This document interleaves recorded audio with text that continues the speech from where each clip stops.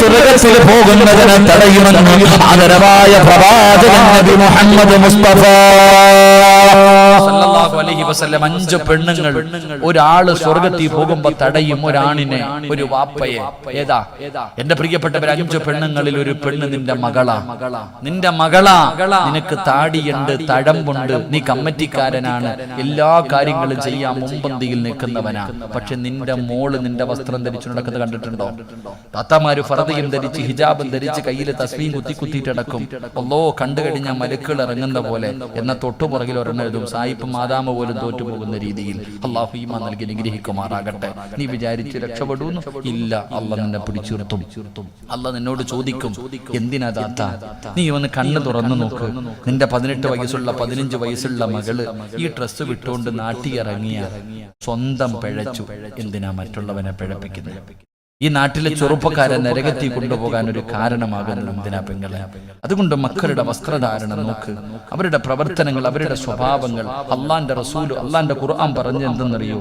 3 സമയങ്ങളിൽ മാതാപിതാക്കളുടെ ബെഡ്റൂമിന്റെ അകത്ത് കയറണമെങ്കിൽ മക്കൾ അനുവാദം ചോദിക്കണം. ഖുർആന പറഞ്ഞ അല്ല പറയുകയാ, 3 സമയങ്ങളിൽ മാതാപിതാക്കളുടെ ബെഡ്റൂമിന്റെ അകത്ത് കയറണമെങ്കിൽ പോയിട്ട് ഇങ്ങനെ തട്ടിയിട്ട് വിളിക്കണം.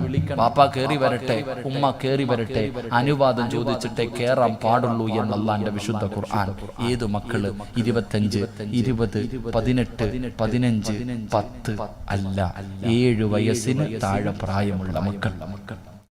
7 വയസ്സിന് താഴെ പ്രായമുള്ള മക്കള് വാപ്പാടെയും ഉമ്മാടെയും ബെഡ്റൂമിൽ കയറണമെങ്കിൽ 3 സമയത്ത് അനുവാദം ചോദിക്കണം. 3 സമയം അനുവാദമില്ലാതെ കയറാൻ പാടില്ല. ഏതാ 3 സമയം? 1 സുബഹിക്ക് മുമ്പുള്ള സമയം, വെളുപ്പാങ്കാല സമയം. 2 നട്ടുച്ച സമയം. 3 രാത്രി. ഈ 3 സമയങ്ങളിൽ അനുവാദം ചോദിക്കാതെ 7 വയസ്സിന് താഴെ പ്രായമുള്ള മക്കള് കയറാൻ പാടില്ല സ്വന്തം മാതാപിതാക്കളുടെ ബെഡ്റൂമിന്റെ അകത്ത്. എന്തുകൊണ്ട്? എന്റെ പ്രിയപ്പെട്ടവരെ, സുബഹിക്ക് മുമ്പുള്ള സമയം നല്ല ഉറക്കത്തിന്റെ സമയം അല്ലേ? ഉറങ്ങാൻ എന്ത് രസവാ! വെളുപ്പാങ്കാല സമയത്ത് ഏറ്റവും മനോഹരമായ സമയം.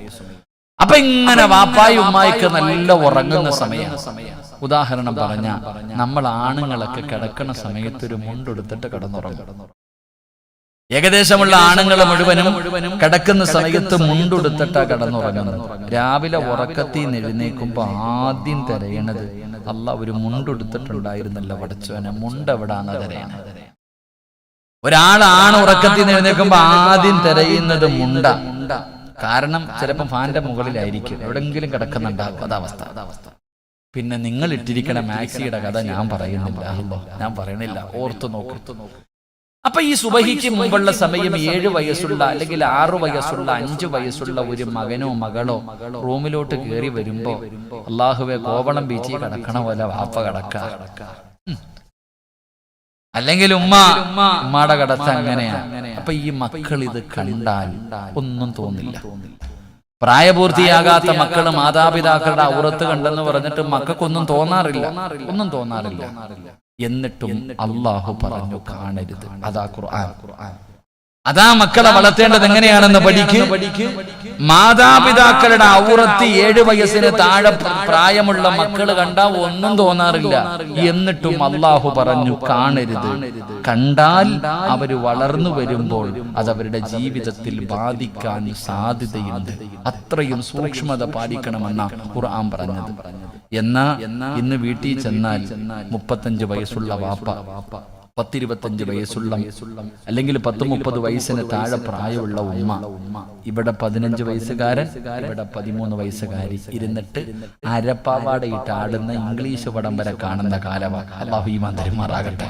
അതാ കുടുംബം, അതാ പെങ്ങളെ കുടുംബം. അങ്ങനെ ആവണം കുടുംബം. നാണോ ഇല്ല, മാനോ ഇല്ല, ഇരുന്ന് കാണുക. വാ, കെട്ടിപ്പിടിച്ചിട്ട്. ഇപ്പത്തെ ഏത് സിനിമയിലും കിസ്സില്ലാത്ത സിനിമയില്ലല്ലോ. കെട്ടിപ്പിടിച്ചിട്ട് കൊടുക്ക. അല്ലാഹ് വാപ്പായും മക്കളും ഇരുന്ന് കാണാ. അല്ലാഹു അഅലം. എന്റെ പ്രിയപ്പെട്ട സഹോദരങ്ങളെ, പിന്നെ പരാതി, ഉസ്താദെ മക്കളുടെ മൊബൈൽ ആവശ്യമില്ലാത്ത വീഡിയോ കാണുന്നു, അത് കാണുന്നു, ഇത് കാണുന്നു. പിന്നെ പറഞ്ഞിട്ട് വല്ല കാര്യമുണ്ടോ?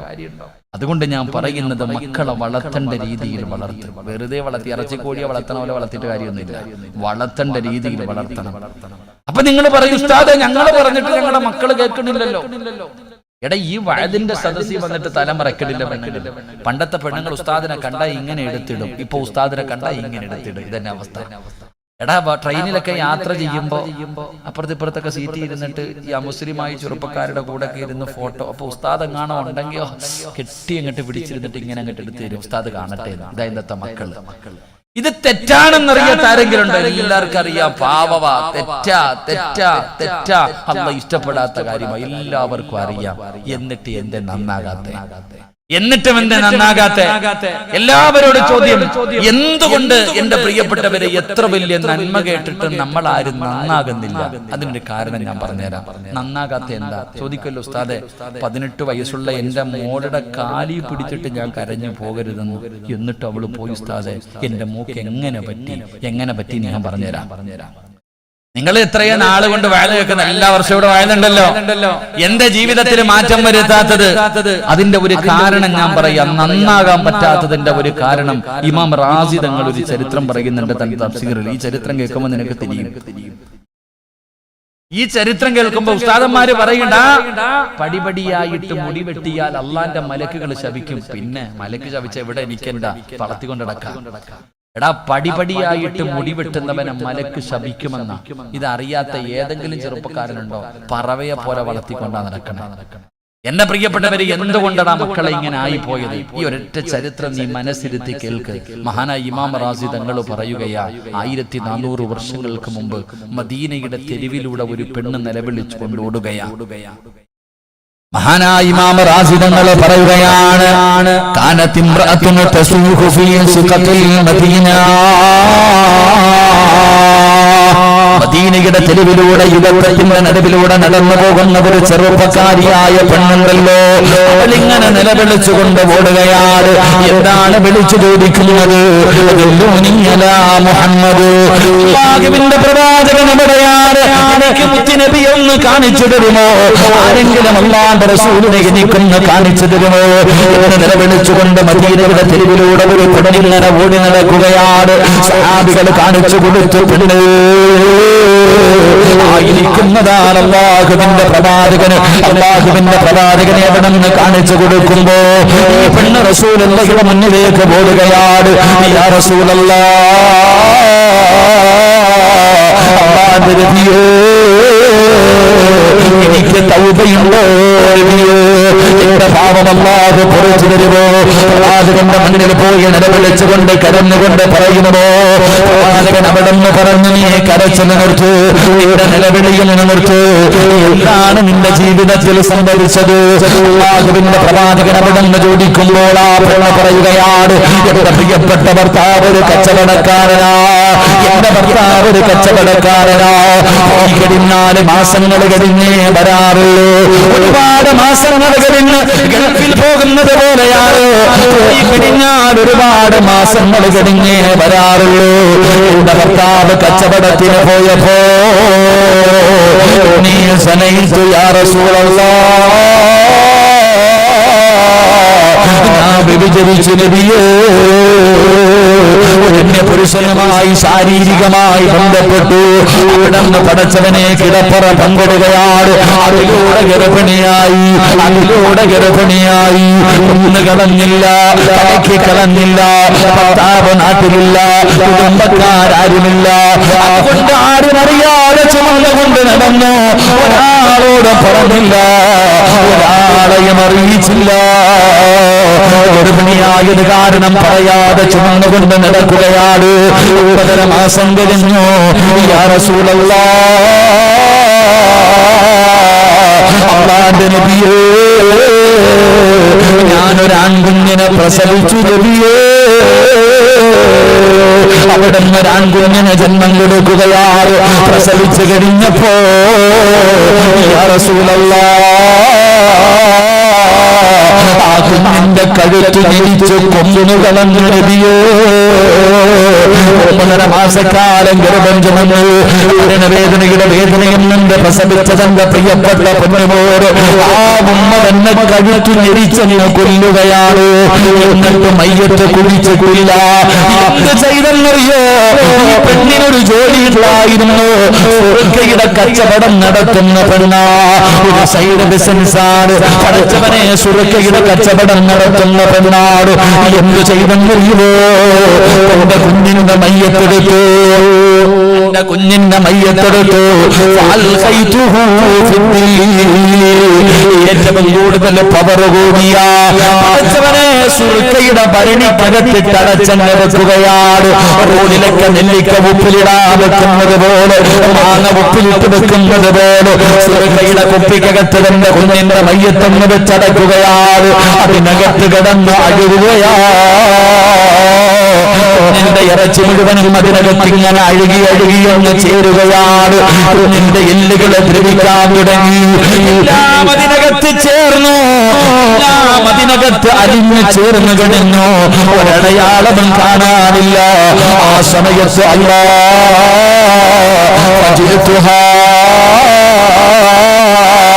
ഞാനത് ജനങ്ങൾക്ക് കുടിക്കാൻ കൊടുത്തു നബിയേ. കച്ചവടം നടത്തി നബിയേ. ഞാനത് വിറ്റ് കാശ് വാങ്ങി നബിയേ. റസൂലുള്ളാഹി കരയുകയാ. പന്തളങ്ങളെ നിറഞ്ഞ താടിരോണത്തിലൂടെ കണ്ണുനീരിങ്ങനെ ഒഴുകുകയാണ്. കൈകാലുകൾ വിറയ്ക്കുകയാണ്. എന്തൊരു പാപമല്ല. പടച്ചവനെ വ്യഭിചരിച്ചു. വ്യഭിചാരത്തിലൂടെ ഗർഭിണിയായി. ആ കുഞ്ഞിനെ ചുമന്നുകൊണ്ട് നടന്നു. അവരനുണ്ട് പ്രസവിച്ചു. അതിന്റെ കഴുത്ത് ഞെരിച്ചു കൊന്നു. അതിന്റെ കഴുത്ത് ഞെരിച്ചു കൊന്നു. എന്നിട്ട് ഏറ്റവും കൂടുതൽ പവർ കൂടിയ ഒരു സുർക്കയുടെ ഭരണിക്കകത്തിട്ട് അടച്ചു വെച്ചു. അതിനകത്ത് കടന്ന് അഴുകി എല്ലാം അതിനകത്ത് അലിഞ്ഞ് ചേർന്നു. ജ്യൂസ് അടിക്കണ പോലായി. അല്ലാഹുവേ, ആ സമയത്ത് ജനങ്ങൾക്ക് കുടിക്കാൻ കൊടുത്തിട്ട് കാശ് വാങ്ങി പെണ്ണ്.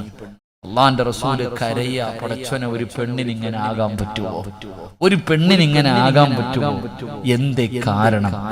റസൂലുള്ളാഹി സ്വല്ലല്ലാഹു അലൈഹി വസല്ലമ തങ്ങള് ആ പെണ്ണിനോട് പറഞ്ഞത്, നീ ഇങ്ങനെയാകാനുള്ള കാരണം എനിക്ക് തോന്നുന്നത് ഫഇന്നി അറാ അന്നകി തറക്തി സ്വലാത്തൽ അസ്രി. ഒരൊറ്റ ചോദ്യമേ ചോദിച്ചുള്ളൂ. ഉമ്മാ, കണ്ടവന്റെ കൂടെ ഓടിപ്പോയ നിന്റെ മോള് അസർ നമസ്കരിക്കാറുണ്ടായിരുന്നു. ഞാൻ ചോദിക്കാം, നീ പറഞ്ഞിട്ട് അനുസരിക്കുന്നില്ല എന്ന് പറയുന്ന നിന്റെ മക്കൾ സ്കൂള് വിട്ട് വന്ന ഉടനെ കുളിപ്പിച്ച് ചോറും കൊടുത്ത് മദ്രസയിൽ പറഞ്ഞു വിടും, അല്ലെങ്കിൽ ട്യൂഷന് പറഞ്ഞു വിടും. നീ അസർ നമസ്കരിപ്പിക്കാറുണ്ടായിരുന്നു നിന്റെ മക്കളെ? മുത്തുനബി ആ പെണ്ണിനോട് ചോദിച്ചത്, നീ അസർ നിസ്കരിക്കാറില്ല ഇല്ലേ? അസർ നമസ്കരിക്കാത്തവരുടെ ഹൃദയം കഠിനമായി പോകും, പിന്നെ ഒരു നന്മയും കേറൂല. അള്ളാഹു കാത്തിരക്ഷിക്കുമാറാകട്ടെ. ഉറക്കപ്പുറം അള്ളാഹു കാത്തിരക്ഷിക്കുമാറാകട്ടെ. അതാ നമുക്ക് നന്നാകാൻ പറ്റാത്ത. അതുകൊണ്ട് ഞാൻ എൻ്റെ മാതാപിതാക്കളോട് പറയുന്നു, ഒരു പെൺകുട്ടിയെ വളർത്തേണ്ടത് എങ്ങനെയാണെന്ന് സിനിമയോ സീരിയലോ നോവലോ യൂട്യൂബോ ഫേസ്ബുക്കിലോ അല്ല നോക്കേണ്ടത്. എങ്ങനെ വളർത്തണമെന്ന് നിന്റെ നബി കാണിച്ചു തന്നിട്ടുണ്ട്. അള്ളാഹുവിന്റെ പ്രവാചകൻ ഉമ്മയില്ലാത്ത ഖദീജ ബീവി മരണപ്പെട്ടതിന് ശേഷം ഫാത്തിമ എന്ന് പറയുന്ന ഒരു മകളെ വളർത്തി കാണിച്ചു തന്നു നിന്റെ നബി. നീ ആ നബിയുടെ ചരിത്രം വായിച്ചാൽ മതി. ഒരു പെൺകുട്ടി എങ്ങനെയാണ് വളർത്തേണ്ടത് എന്ന് അള്ളാന്റെ റസൂൽ സല്ലല്ലാഹു അലൈഹി വസല്ലം തങ്ങൾ കാണിച്ചു തന്നു. അതും ഉമ്മയില്ലാത്തൊരു മോളെ, ഉമ്മയില്ലാത്ത ഒരു മകളെ പ്രവാചകൻ വളർത്തി കാണിച്ചു തന്നു. ആ വളർത്തിയത് എങ്ങനെയാണെന്ന് പഠിച്ചിട്ട് നിന്റെ മോളെ വളർത്ത്, എങ്കിലേ അള്ളാഹ് നിനക്ക് സ്വർഗം തരൂ. അള്ളാഹു ഈമാൻ തരുമാറാകട്ടെ. ഉറക്കല്ല ഈമാൻ തരുമാറാകട്ടെ. അപ്പം മക്കളെ വളർത്തിയാൽ മാത്രം പോരാ, കെട്ടിച്ചു കൊടുക്കണം. ആർക്ക് കെട്ടിച്ചു കൊടുക്കണം? ഏതെങ്കിലും ഒരു പൊട്ടന്റെ കൈ പിടിച്ചു കൊടുത്താൽ സ്വർഗം കിട്ടൂല. ആയതെങ്കിലും ഒരാളുടെ കയ്യിൽ പിടിച്ചു കൊടുത്താൽ സ്വർഗം കിട്ടൂല. അതുകൊണ്ടാ മുത്തുനബി പറഞ്ഞത്, നിങ്ങളുടെ മക്കളുടെ വിവാഹം എടുക്കുമ്പോൾ നിങ്ങൾ പരിഗണിക്കേണ്ടത് 4 കാര്യം. ഒരു വാപ്പ തന്റെ പൊന്നാര മക്കളെ വിവാഹം കഴിച്ചു കൊടുക്കാൻ സമയമായാൽ നീ നോക്കണം, 4 കാര്യങ്ങൾ നീ പരിഗണിക്കണം. 1, നിന്റെ മകളെ കെട്ടുന്നവന് സൗന്ദര്യമുണ്ടോ എന്ന് നീ നോക്കണം. മരുമോന് സൗന്ദര്യമുണ്ടോ, പുതിയാപ്പിളയ്ക്ക് സൗന്ദര്യമുണ്ടോ നീ നോക്കണം. അവന് സമ്പത്തുണ്ടോ എന്ന് നോക്കണം. അവന് സമ്പത്തുണ്ടോ എന്ന് നോക്കണം. അവൻ കുടുംബ മഹിമ, നല്ല കുടുംബത്തിലുള്ള പയ്യനാണോ നീ നോക്കണം. 4 അവന് ദീനുണ്ടോ എന്ന് നോക്കണം.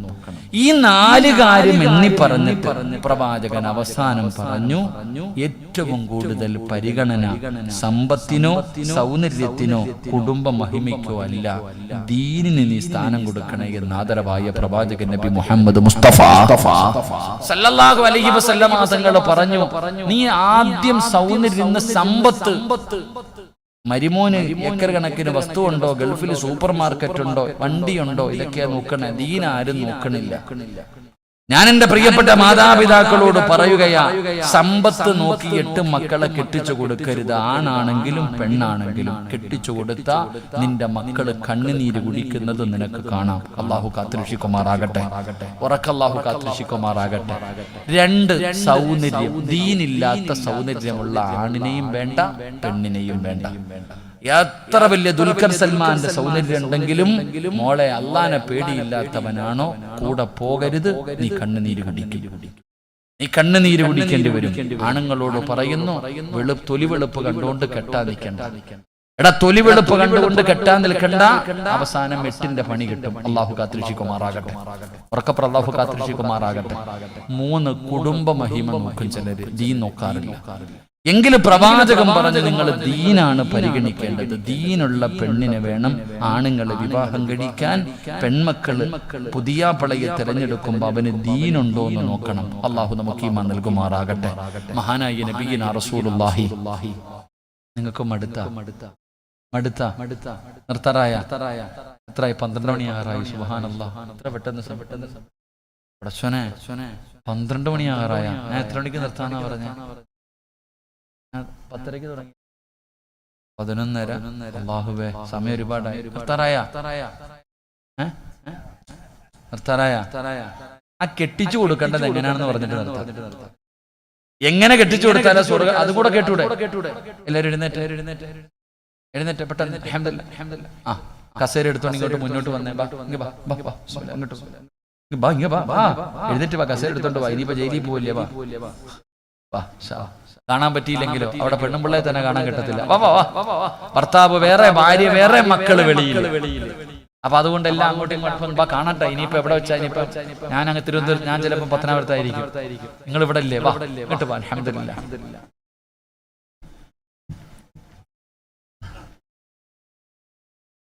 പോണ്ടവർ ഇറങ്ങി പോണ്ട. പക്കറ്റ് പിരിവുണ്ടോ?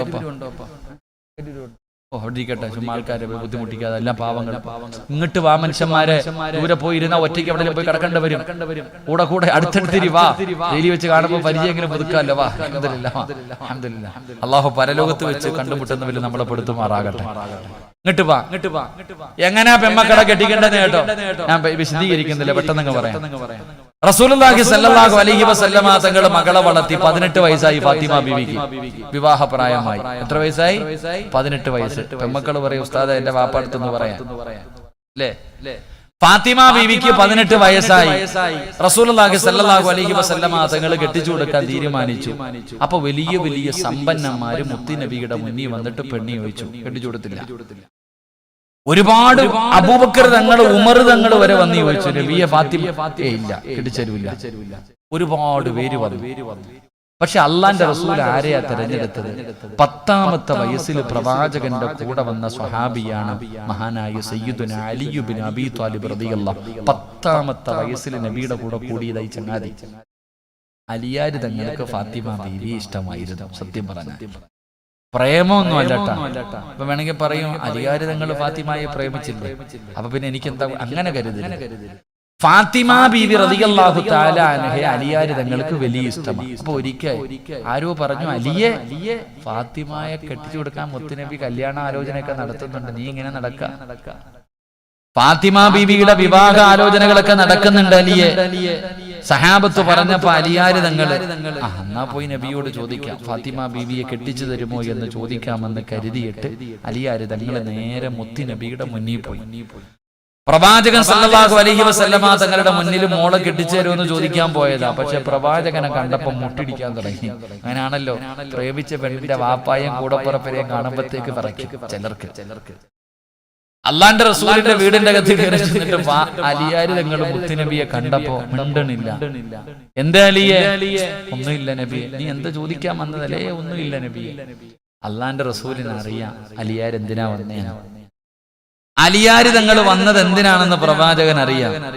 റസൂലുള്ളാഹി സ്വല്ലല്ലാഹു അലൈഹി വസല്ലമ തങ്ങൾ അങ്ങോട്ട് ചോദിച്ചു, അലിയെ ഫാത്തിമയെ കല്യാണം കഴിക്കോ? മുത്തുനബി അങ്ങോട്ട് ചോദിച്ചു, എന്റെ ഫാത്തിമയെ നീ വിവാഹം കഴിക്കോ? സുബ്ഹാനല്ലാഹ്. ഇന്നത്തെ അലിയാര് തങ്ങൾക്ക് ഉണ്ടായ ഒരു സന്തോഷം ഇന്നത്തെ കുട്ടികൾ പറയണ കണക്കിന് ഒരു 10 ലഡു മനസ്സിൽ ഒരുമിച്ച് പൊട്ടിയിട്ടുണ്ടാവും അലിയാര് തങ്ങൾക്ക്. അത്ര ഇഷ്ടമല്ലേ ഫാത്തിമയെ? അള്ളാന്റെ റസൂൽ വെച്ച് എന്റെ മോളെ നീ വിവാഹം കഴിക്കോ അലിയെ? അലിയാര് തങ്ങൾ തലകുനിക്കി. റസൂലുള്ളാഹി തങ്ങൾ ചോദിച്ചു, മഹർ കൊടുക്കാൻ നിന്റെ കയ്യിൽ എന്തുണ്ടെന്ന്. അലിയാര് തങ്ങളോട് വെച്ച് കല്യാണം കഴിക്കുമ്പോൾ മഹർ കൊടുക്കണം, നിന്റെ കയ്യിൽ എന്തുണ്ട്? അലിയാര് തങ്ങൾ പറഞ്ഞു, എന്റെ കയ്യിൽ ഒന്നുമില്ല നബിയെ. അല്ലാതെ കല്യാണത്തിന് പെണ്ണ് കാണാൻ പോകുമ്പോ ചോദിക്കും എന്തുണ്ട്? എനിക്ക് ഗൾഫിൽ 2 സൂപ്പർ മാർക്കറ്റ്, കപ്പൽ എന്റേതാ, ഫ്ലൈറ്റ് എന്റേതാ. കള്ളത്തരൊന്നും പറയുന്നില്ല. അലിയാര് തങ്ങൾ ഉള്ളതങ്ങ് പറഞ്ഞു, നബി 5 നയാ പൈസ എന്റെ അടുത്ത് എടുക്കാനില്ല. റസൂലുള്ളാഹി തങ്ങൾ ചോദിച്ചു, ബക്കറ്റ് പിരിവൻ ആയില്ലപ്പാ, നിങ്ങൾ സമയമായില്ല. പക്ഷെ അത് ഞാൻ പറയാം, ഇരിക്കാം, നിങ്ങൾ കയറി വാ, ആ പൈസയും പിടിച്ചോ പയ്യന്റെ ഓമനെ, നിങ്ങൾ കയറി ഇവിടെ. അലിയാര് തങ്ങളോട് ചോദിച്ചു, അലിയ നിന്റെ കയ്യിൽ എന്തെങ്കിലും ഉണ്ടോ? ഒന്നുമില്ല നബിയെ.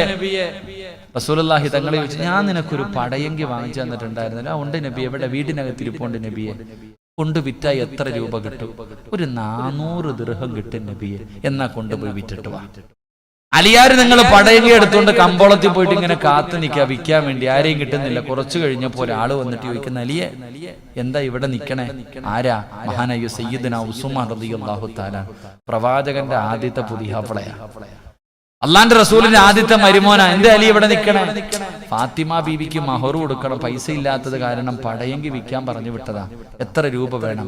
400 ദിർഹം ഉണ്ടെങ്കിൽ ഞാൻ വിൽക്കും. പേടിച്ചു. എന്നാ പൈസ അങ്ങോട്ട് കൊടുത്തു. എന്നിട്ട് പറഞ്ഞു, ഈ പ്രായമുള്ള എനിക്കെന്തിനാ പടയെങ്കി? നീ ഒരു യോദ്ധാവല്ലേ, നിനക്ക് തന്നെ ഇരിക്കട്ടെ. 2 കൈ കൊടുത്തു. നേരെ അലിയാര് തങ്ങൾ 400 ദിർഹവുമായിട്ട് മുത്തുനബിയുടെ മുന്നിൽ പോയി. അള്ളാന്റെ റസൂൽ സല്ലല്ലാഹു അലൈഹി വസല്ലം തങ്ങളുടെ കയ്യിൽ 400 ദിർഹം വെച്ചു കൊടുത്തു. പ്രവാചകൻ ചോദിച്ചു, അലിയെ വലീമ കൊടുക്കണമല്ലോ കല്യാണം കഴിഞ്ഞാൽ, നാട്ടുകാർക്ക് ഭക്ഷണം കൊടുക്കണമല്ലോ, ഇതൊക്കെ ഇസ്ലാമിലുണ്ട്. അതെപ്പോഴാ കൊടുക്കണ്ടേ? അവിടെയാ വിഷയം. എപ്പോഴാ വലീമ കൊടുക്കേണ്ടത്? ഉസ്താദിനോട് ചോദിക്കണം കേട്ടാ. വലീമ കൊടുക്കൽ സുന്നത്തിന്റെ പ്രതിഫലം കിട്ടും. എപ്പോഴാ കൊടുക്കേണ്ടത് ഉസ്താദിനോട് ചോദിക്കണം. കെട്ടിയ ഉടനെ അങ്ങോട്ട് ബിരിയാണി വിളമ്പലല്ല അവിടെ മനസ്സിലാക്കേണ്ടത്. കല്യാണം കഴിഞ്ഞ ഉടനെ മട്ടൻ ബിരിയാണി പ്രതിഫലം കിട്ടുമോന്ന് ഉസ്താദ്മാരോട് ചോദിക്കണം. അലിയാര് ഞങ്ങളോട് ചോദിച്ചു, വലീമ കൊടുക്കണ്ടേ? ഒന്നുമില്ല നബിയെ. അപ്പൊ സഅദ് റളിയല്ലാഹു തആല അൻഹു പറഞ്ഞു, നബിയെ എന്റെ വീട്ടിൽ ഒരു ആട് നിൽക്കുന്നുണ്ട്, ഞാൻ അലിക്ക് കൊടുക്കാം. വേറെ 3 സ്വഹാബികൾ പറഞ്ഞു, ഗോതമ്പ് മാവ് ഞങ്ങളുടെ കയ്യിലുണ്ട്, ഞങ്ങൾ തരാം. ആരുടെ കല്യാണം? മുത്തുനബിയുടെ മോളെ കല്യാണം. നമ്മുടെ വീട്ടിൽ നടക്കുന്ന കല്യാണം കണ്ടിട്ടുണ്ടോ? ഈ പറയുന്നത് ആരുടെ കല്യാണം? സഅദ് റളിയല്ലാഹു തആല അൻഹു ഒരു ആടിനെ കൊടുത്തു. 3 സ്വഹാബികൾ ഗോതമ്പ് മാവ് കൊടുത്തു. അലിയാര് തങ്ങളുടെ വലീമ നടത്താൻ. വീടിന്റെ അകത്തിരുന്ന പടയങ്കി വിറ്റിട്ട മഹറിന്റെ പൈസ ഉണ്ടാക്കിയേ. അല്ലാഹു അഅലം. നമ്മള് ഇന്നത്തെ വിവാഹം, ഇതാ വിവാഹം. നിങ്ങളാരും പിരിവിന് നടക്കണമെന്നൊന്നും ഞാൻ പറയുന്നില്ല. എത്ര ലക്ഷത്തിന്റെ ചോറ് വേണമെങ്കിലും വെച്ചോ, എത്ര ലക്ഷക്കണക്കിന് രൂപ കൊടുത്തു സ്വർണം വാങ്ങിക്കൊടുത്തോ, കോടിക്കണക്കിന് രൂപയുടെ കാറ് വാങ്ങിക്കൊടുത്തോ, നാട്ടുകാരെ മുഴുവനും വിളിച്ചോ, ഒരു പ്രശ്നവും ഇല്ല. പിന്നെയും ആവശ്യമില്ലാത്ത കുറെ ചെലവുണ്ടല്ലോ, അത് വേണ്ട. ഫാത്തിമ ബീബി റളിയല്ലാഹു തആല അൻഹയുടെ കല്യാണം കഴിഞ്ഞു, വിവാഹം കഴിഞ്ഞു. എന്റെ പ്രിയപ്പെട്ടവരെ, വിവാഹത്തിന് മുമ്പ് അലിയാര് തങ്ങൾക്ക് സ്വന്തമായിട്ട് വീടില്ലാത്തത് കാരണം പ്രവാചകരും സഹാബികളും കൂടെ ഈന്തപ്പൻ ഓല കൊണ്ടൊരു ചെറിയ റൂം പണിതു.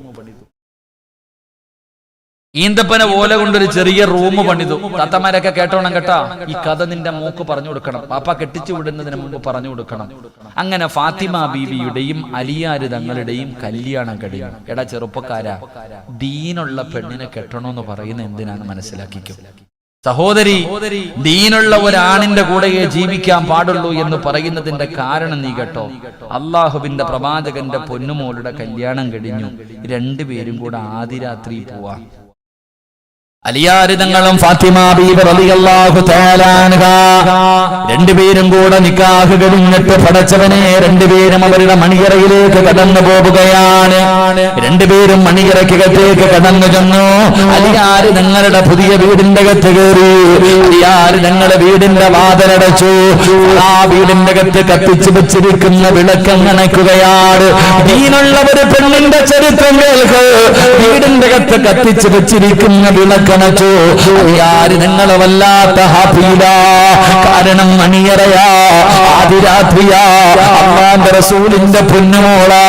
അലിയാര് നിങ്ങള് ചിരിക്കുന്ന മുഖത്തോടെ മണിയറയ്ക്കകത്ത് നിൽക്കുമ്പോ സമിഅനാ സൗതൻ ഹനീനാ. അതിരാത്രിയിൽ ഒരു തേങ്ങല് കേൾക്കുകയാണ്. മണിയറയ്ക്കകത്തൊരു തേങ്ങല് കേൾക്കുകയാ. അലിയാര് നിങ്ങൾ അത്ഭുതപ്പെട്ടു. ആരാ പടച്ചവര്? മണിയറയ്ക്കകത്തിരുന്ന് കരയുന്നതാരാണ്? അലിയാര് നിങ്ങൾ ചെന്ന് നോക്കുമ്പോ ഫാത്തിമ ഇരുന്ന് കരയുകയാണ്. ഫാത്തിമ ബീവിയുടെ കണ്ടടങ്ങൾ നിറഞ്ഞു വീഴുകയാണ്. അലിയാര് നിങ്ങൾ ചോദിക്കുന്നു, ഫാത്തിമ എന്നെ ഇഷ്ടമായില്ലേ ഫാത്തിമ? ഞാൻ പാവപ്പെട്ടവനായത് കൊണ്ടാണോ ഫാത്തിമ നീ എന്തിനാണ് കരയുന്നത്? ഫാത്തിമ പറഞ്ഞു, ഒരിക്കലും അങ്ങനെ പറയരുത്. നിങ്ങളെ എനിക്ക് വല്ലാത്ത ഇഷ്ടമാണ്. ഏതൊരു പെണ്ണും കൊതിക്കുമല്ലോ.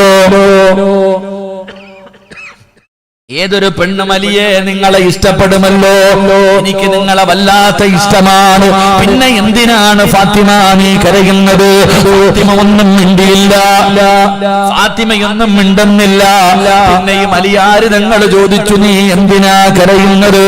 അയ്യേ, ഈ മണിയറയ്ക്കകത്ത് കത്തിച്ചു വെച്ചിരിക്കുന്ന വിളക്ക് പെട്ടെന്ന് അണച്ചപ്പോ ഈ മണിയറ മുഴുവനും, ഈ റൂം മുഴുവനും വല്ലാത്ത ഇരുള് വന്നല്ലോ. ഇരുട്ട് കണ്ടപ്പോ എനിക്ക് ഓർമ്മ വന്നത് എന്തെന്നറിയോ?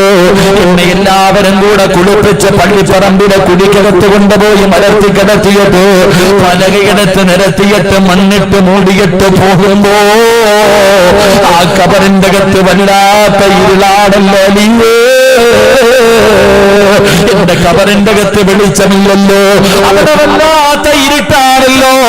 മണിയറയ്ക്കകത്ത് കത്തിച്ചു വെച്ചിരുന്ന വിളക്കണച്ചപ്പ കബറ് ഓർമ്മ വന്നു. യാര് തങ്ങളെ നോക്കുമ്പോ ഫാത്തിമയിരുന്ന് കരയുകയാ.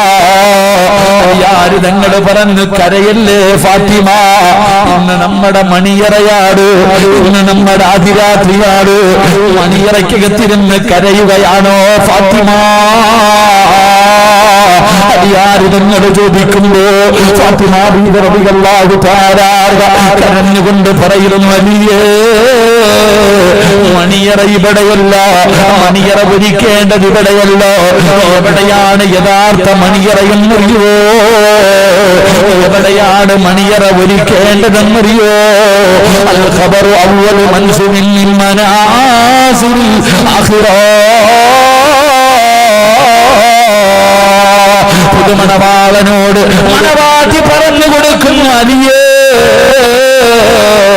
എന്തിനാ ഫാത്തിമ മണിയറയ്ക്കകത്തിരുന്ന് കരയുന്നത് എന്ന് ഭർത്താവ് ചോദിച്ചപ്പോ ഭാര്യ പറയുന്നു, ഇവിടെയല്ല മണിയറ, പള്ളിപ്പറമ്പിലെ കബറിന്റെ അകത്താ മണിയറ പിടിക്കേണ്ടത്. അവിടെയല്ലേ മണിയറ വേണ്ടത്, അവിടെയല്ലേ മണിയറയാക്കേണ്ടത്. അലിയേ, അതിനകത്ത് മണ്ണാണ് അലിയേ, കബറ് ഞെരിക്കും അലിയേ, കബറ് ഇടുങ്ങിയതാലിയേ, അതിനകത്ത് പാമ്പുകളും തേടുകളും ഉണ്ടറിയേ. മണിയറയ്ക്കകത്ത് കയറി വന്ന ഭർത്താവിനോട് പഠിച്ചവനെ, വിഭാഗത്തിന്റെ ഒന്നാമത്തെ രാത്രി കബറിനെ കുറിച്ച്, കബറിന്റെ ഏകാന്തതയെ കുറിച്ച്, കബറിന്റെ ഞെരുക്കത്തെ കുറിച്ച്, കബറിന്റെ അദാബിനെ കുറിച്ച് തന്റെ പ്രിയപ്പെട്ട ഭർത്താവിനോട് പറഞ്ഞിട്ട് പറയുകയാ, ഇന്ന് ജീവിതത്തിൽ ഏറ്റവും സന്തോഷമുള്ള രാത്രിയാ. അതുകൊണ്ട് അലിയേ, നമുക്കിവിടെ മുസ്തഖബർസല്ല വിളിച്ചിട്ട് നിസ്കരിക്കാം, നമുക്കൊരുമിച്ച് നമസ്കരിക്കാം, നമുക്കൊരുമിച്ചിരുന്ന് തൗബ ചെയ്യാം, നമുക്കിവിടെ ഇരുന്ന് ഖുർആനോദാം. നമ്മുടെ മണ്ണറ മണിയറയാക്കാം, നമ്മുടെ മണ്ണറ മണിയറയാക്കാം. ചെറുപ്പക്കാരാ, മണിയറയ്ക്കകത്തേക്ക് കടന്നു വന്ന പ്രിയപ്പെട്ട ഭർത്താവിനോട് ഖബറിനെ കുറിച്ച് പറഞ്ഞ് കരയിപ്പിച്ചിട്ട് ആ രാത്രി മുഴുവനും മണ്ണറ മണിയറയാക്കാൻ പരിശ്രമിച്ച പെണ്ണാണ് ഫാത്തിമ. അതുകൊണ്ട് ചെറുപ്പക്കാരോട് പറയുകയാ, ഫോൺ നമ്പർ തരാൻ, ചിരിച്ചു കാണിക്കാനും ഇറങ്ങി വരാനും 100 പെണ്ണുങ്ങളെ കിട്ടുമടാ ചെറുപ്പക്കാരാ. കൊണ്ടുവരല്ലേടാ, വിളിച്ചോണ്ട് വരല്ലേ മോനെ. ദീനുള്ളവളെ കെട്ടടാ, ദീനുള്ള പെണ്ണിനെ ഭാര്യയായിട്ട് കിട്ടണമെങ്കിൽ യോഗം വേണമടാ. അതിനൊരു പുണ്യം ചെയ്യണം ചെറുപ്പക്കാരാ, അതിനൊരു ഭാഗ്യം വേണം ചെറുപ്പക്കാരാ. ദീനുള്ള പെണ്ണിനെ കിട്ടിയ വിവാദം കഴിഞ്ഞ് സർവ ആർഭാടങ്ങളും ആഘോഷങ്ങളും കഴിഞ്ഞ് 11 മണിയറയ്ക്കകത്തേക്ക് കടന്നിടുന്നുണ്ടോ പുതുമണവാട്ടി മണിയറയ്ക്കകത്തിരിക്കുകയാണ്. മണിയറയ്ക്കകത്ത് കയറി ചെല്ലുന്ന ഭർത്താവിനോട് പുതിയ പെണ്ണ് ചോദിക്കുന്നു, ആഘോഷങ്ങളൊക്കെ കഴിഞ്ഞില്ലേ, അഴിച്ചുപൊടിയെല്ലാം കഴിഞ്ഞില്ലേ, ഇക്കാല തിരക്കുകളൊക്കെ തീർന്നില്ലേ, നമ്മുടെ ജീവിതത്തിലെ ഏറ്റവും മനോഹരമായ ദിവസമല്ലേ, അതുകൊണ്ട് പോയി ഒന്നുപെടുത്തിട്ട് വായിക്കാ.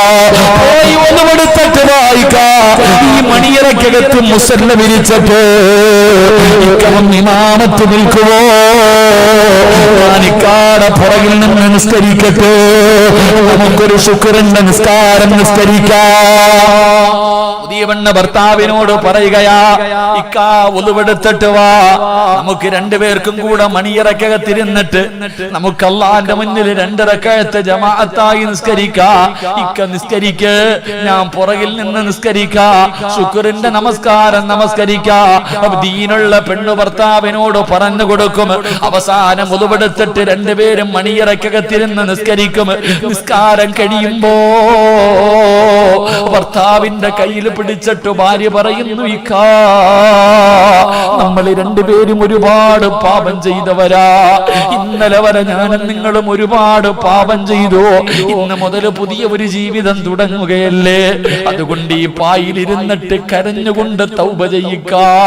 മണവാട്ടി മണിയറയ്ക്കകത്ത് വെച്ച് ദീനുള്ള പെണ്ണാണെങ്കിൽ ഭർത്താവിനോട് പറയും, ഇക്കാ ഈ മണിയറയ്ക്കകത്തിരുന്ന് തൗബ ചെയ്യ്, ഞാൻ ആമീൻ പറയാ. ഭർത്താവ് മണിയറയ്ക്കകത്ത് മുസല്ല വിരിച്ചിട്ട് ചെയ്തു പോയ പാപങ്ങൾ അല്ലാഹുവിന്റെ മുന്നിലേറ്റു പറയുമ്പോ പുതിയ പെണ്ണ് പുറകിലിരുന്നിട്ട് നെഞ്ചു പൊട്ടിയിട്ട് ആമീൻ പറയുകയാണ്. അവിടെ ഇരുന്ന് തൗബ ചെയ്തു, ദുആ ചെയ്ത് കഴിയുമ്പോ ദീനുള്ള ഭർത്താവിനോട്, ദീനുള്ള പെണ്ണ് ഭർത്താവിനോട് പറയുന്നു, അലിയാര് തങ്ങളുടെ വീട്ടിൽ ഒരാടിന്റെ തോലുണ്ടായിരുന്നു, ഒരാടിന്റെ തോല്. ഈ ആടിന്റെ തോല് വിരിച്ചിട്ട് അലിയാര് തങ്ങളും ഫാത്തിമ ബീവിയും കടന്നുറങ്ങും. ഒരാടിന്റെ തോലിന്റെ മുകളിൽ, അത് കല്ലിന്റെ മുകളിൽ വിരിച്ചിട്ട് രണ്ടുപേരും കൂടെ കെട്ടിപ്പിടിച്ച് കടന്നുറങ്ങും. രാവിലെ ആയാൽ അലിയാര് തങ്ങൾ ഈ തോലെടുത്തിട്ട് അലിയാര് തങ്ങൾക്കൊരു കുതിരയുണ്ട്, അതിന്റെ മുന്നിൽ കൊണ്ടുവെക്കും. ഈ ആടിന്റെ തോല് കൊണ്ടുപോയി കുതിരയുടെ മുന്നിൽ വെച്ചിട്ട് തീറ്റി വാരിയിട്ട് കൊടുക്കണം. അതിനകത്താ ആ കുതിര വെള്ളം കുടിക്കണത് ഈ തോലിന്റെ മുകളിൽ ഒഴിച്ചിട്ടാണ്. രാത്രിയായ ഇത് കഴുകി വിരിച്ചു കിടക്കും, രാവിലെയായ തീറ്റിയിടാൻ കൊണ്ടുവെക്കും. ഇതായിരുന്നു ഫാത്തിമ ബീവിയുടെ മണിയറ. ഇതായിരുന്നു ഫാത്തിമ. ലോകത്തിന്റെ റാണി ഉണ്ടല്ലോ, സ്വർഗത്തിന്റെ റാണി, ആ റാണിയുടെ മണിയറ ഇതായിരുന്നു. പൊന്നുമോളെ വിവാഹം കഴിച്ചു കൊടുത്തതിന് ശേഷം ഒരു ദിവസം കാണാൻ പോയി വാപ്പ. നബി സല്ലല്ലാഹു അലൈഹി വസല്ലമ തങ്ങൾ പൊന്നാര മകളുടെ വീട്ടിൽ പോയപ്പോ ഇരുന്ന് വാപ്പാനെ കണ്ടതും ഫാത്തിമ ബീബി കരയാൻ തുടങ്ങി. എന്തേ മോളെ കരയണേ? ഭക്ഷണം കഴിച്ചിട്ട് 3 ദിവസമായി വാപ്പ പട്ടിണിയാ. കെട്ടിച്ചു വിട്ട മകള് വാപ്പാനോട് പറയാ, വല്ലതും കഴിച്ചിട്ട് 3 ദിവസമായി വാപ്പ, എനിക്കൊട്ടും വയ്യ. നമ്മളാണെങ്കിൽ പറയും, എല്ലാം വാരി കെട്ടിക്കോ, പോകാം, പൊറുതിയൊക്കെ മതി, വാ മോളെ, അടുത്ത വണ്ടി കയറ്റി വീട്ടിൽ കൊണ്ടുവരും. ഫാത്തിമ ബീവി കരളിന്റെ കഷ്ടമെന്ന് മുത്തുനബി പറഞ്ഞ പൊന്നുമോള് വാപ്പാനോട് പറയാ, വല്ലതും കഴിച്ചിട്ട് 3 ദിവസമായി വാപ്പ. കരഞ്ഞോണ്ട് പറഞ്ഞപ്പോ മുത്തുനബി പറഞ്ഞ എന്തെന്നറിയോ? ഇനി വാ മോളെ, ഇനി വാ. തന്റെ പൊന്നാര മകളെ അടുത്ത് വിളിച്ചിട്ട് പറഞ്ഞു, വലിയ അബീകാറുമ്പോൾ നീ വല്ലതും കഴിച്ചിട്ട് 3 ദിവസമല്ലേ ആയുള്ളൂ, ഞാൻ 4 ദിവസമായി മോളെ എന്തെങ്കിലും തിന്നിട്ട്. അതാ വാപ്പ. മോള് പറഞ്ഞു കൊടുത്തു, വാപ്പ ഞാൻ വല്ലതും കഴിച്ചിട്ട് 3 ദിവസമായി. വലിയ അബീക്കാറുണ്ടാവും, നിന്റെ ഉപ്പ വല്ലതും തിന്നിട്ട് 4 ദിവസമായി മോളെ. ഫാത്തിമ ബീവി കെട്ടിപ്പിടിച്ചിട്ട് കരയാ, എന്റെ ഉപ്പാനോട് ഞാൻ പരാതി പറഞ്ഞല്ലോ അല്ലാഹ്. അങ്ങനെ വേണം മോളെ വളർത്താൻ, അങ്ങനെ വേണം മോളെ വളർത്താൻ. ആ വാപ്പായും മോളും തമ്മിലുള്ള ബന്ധം, വാപ്പായോട് പെമ്മക്കൊക്കെ വലിയ സ്നേഹവാ, ഉമ്മയോടല്ല സ്നേഹം പെമ്മക്കൊക്കെ, വാപ്പാമാരോട് വലിയ സ്നേഹവാ. റസൂലുള്ളാഹി സ്വല്ലല്ലാഹു അലൈഹി വസല്ലം തങ്ങൾ മരിക്കാൻ കിടക്കുമ്പോ, രോഗം പിടിച്ചിട്ട് വീടിന്റെ അകത്ത് കിടക്കുമ്പോ ഫാത്തിമ കാണാൻ വന്നു. വാപ്പാടെ കിടപ്പ് കണ്ടപ്പോ ഫാത്തിമ കരയാൻ തുടങ്ങി, സഹിക്കാൻ പറ്റണില്ല. പൊന്നുമോളെ അടുത്ത് വിളിച്ചു. പൊന്നുമോളെ അടുത്ത് വിളിച്ചിട്ട് ഫാത്തിമ ബീവിയോട് മുത്തുനബി പറഞ്ഞു, ഫാത്തിമ, ഉപ്പാടെ മരണം അടുത്തു മോളെ, ഒരുപാട് അടയാളങ്ങളൊക്കെ കാണുന്നു, വാപ്പാടെ മരണം അടുത്ത്, മോള് കരയരുത് കേട്ടാ. മുത്തുനബി അങ്ങോട്ട് പറയുമ്പോ ഫാത്തിമ ഒരൊറ്റ നിലവിളിയാ. റസൂലുള്ളാഹി തങ്ങൾ പറഞ്ഞു, എന്റെ മരണം അടുത്തു ഫാത്തിമ, ഞാൻ പോവാ, എന്റെ മോള് കരയരുതെന്ന് പറഞ്ഞപ്പോഴത്തേക്ക് സഹിക്കാൻ പറ്റിയില്ല, ഫാത്തിമയ്ക്ക് പൊട്ടി അങ്ങോട്ട് കരഞ്ഞു. അങ്ങനെ വാ പൊത്തി പിടിച്ചിട്ട് ഫാത്തിമ കരയാ. തന്റെ പൊന്നാര മകള് കരയുന്നത് കണ്ടപ്പോ വിളിച്ചു, ഇങ്ങ് വാ മോളെ. പിന്നെ അടുത്ത് വിളിച്ചു.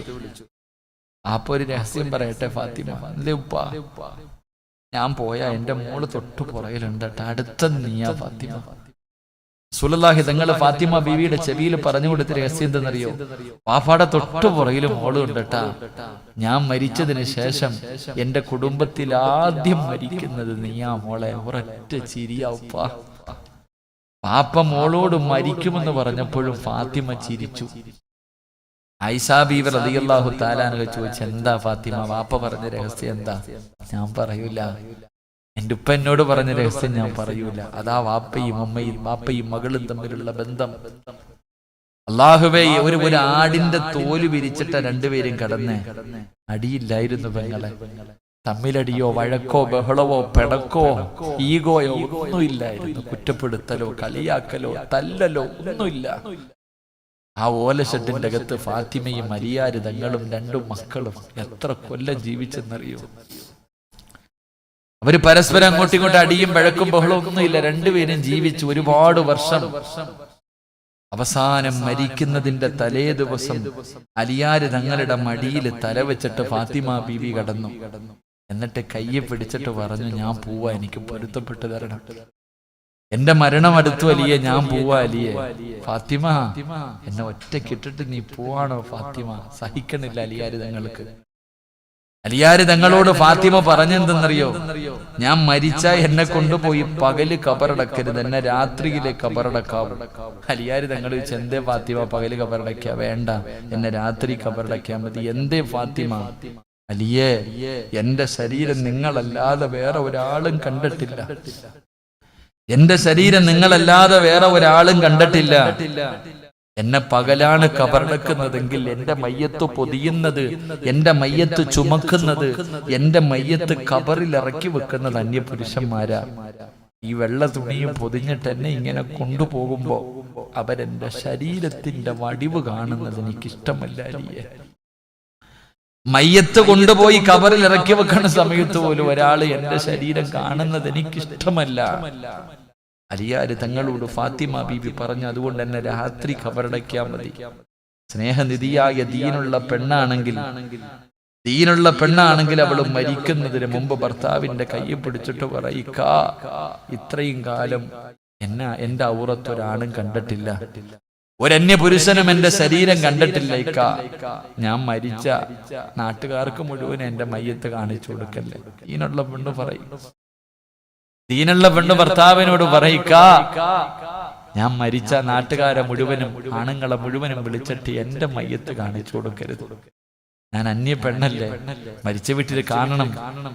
അള്ളാഹുവെ, ജീവിച്ചിരിക്കുന്ന കാലത്ത് അള്ളാനെ പേടിച്ച് നടന്ന് നിന്റെ ഭാര്യ മരിച്ച നാട്ടുകാർക്ക് മുഴുവനും പൊക്കി കാണിച്ചു കൊടുക്കുക. ഭർത്താവ് ഇങ്ങനെ നാണം വേണോടാ. ആഹ്വാലം ദീനുള്ള പെണ്ണാണെങ്കിൽ പറയിക്ക, ആർക്കും എന്നെ കാണിച്ചു കൊടുക്കരുത്. ഫാത്തിമ ബീവി പറഞ്ഞു, എന്റെ മയ്യത്ത് വെള്ള തുണിയിൽ പൊതിഞ്ഞോണ്ട് പോകുമ്പോ പോലും ഒരുത്തം കാണുന്ന എനിക്ക് ഇഷ്ടമല്ല. അതാ പെണ്ണ്. ഫാത്തിമ ബീവി റളിയല്ലാഹു തആല അൻഹ മരണപ്പെട്ടു. നമ്മൾ അടിയും വഴക്കും ബഹളവും.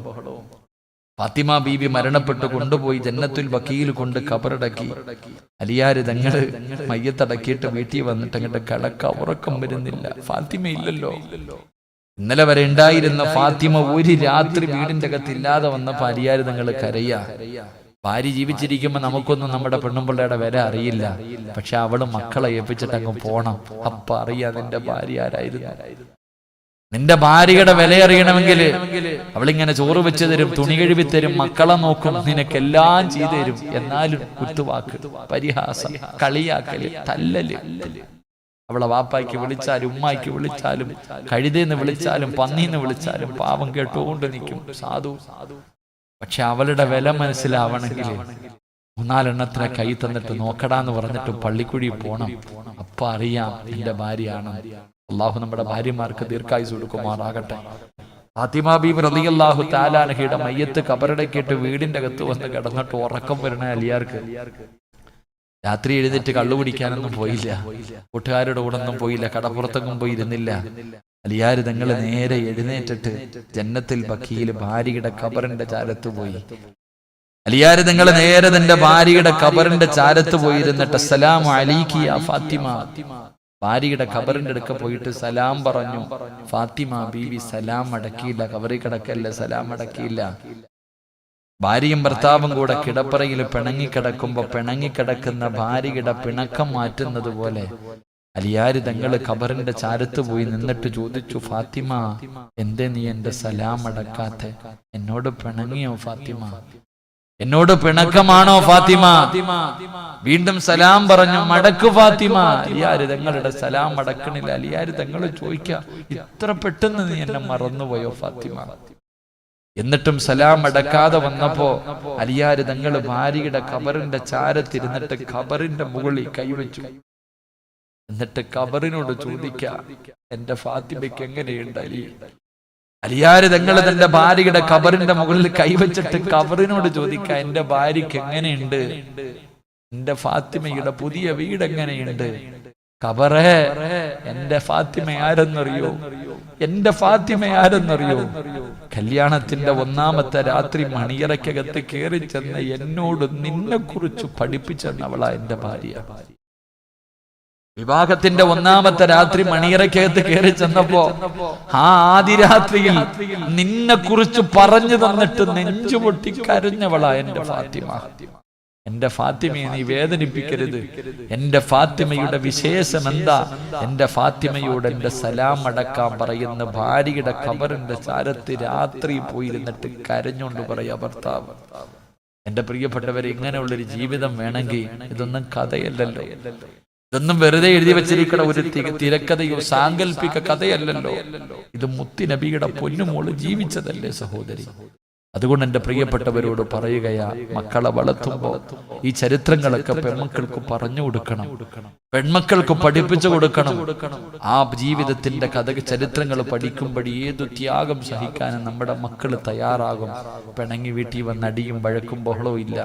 അതുകൊണ്ട് റസൂലുള്ളാഹി സ്വല്ലല്ലാഹു അലൈഹി വസല്ലമ തങ്ങൾ പറഞ്ഞു, ഏതെങ്കിലും ഒരു മാതാപിതാക്കൾ ദീൻ പറയുന്ന രീതിയിൽ 2 പെൺമക്കളെ വളർത്തി ദീൻ പറയുന്ന രീതിയിൽ അവരെ വിവാഹം കഴിച്ചു കൊടുത്താൽ ആ വാപ്പയും അമ്മയും നാളെ സ്വർഗത്തിൽ എന്റെ കൂടെയാണെന്ന് ആദരവായ പ്രവാചകൻ നബി മുഹമ്മദ് മുസ്തഫ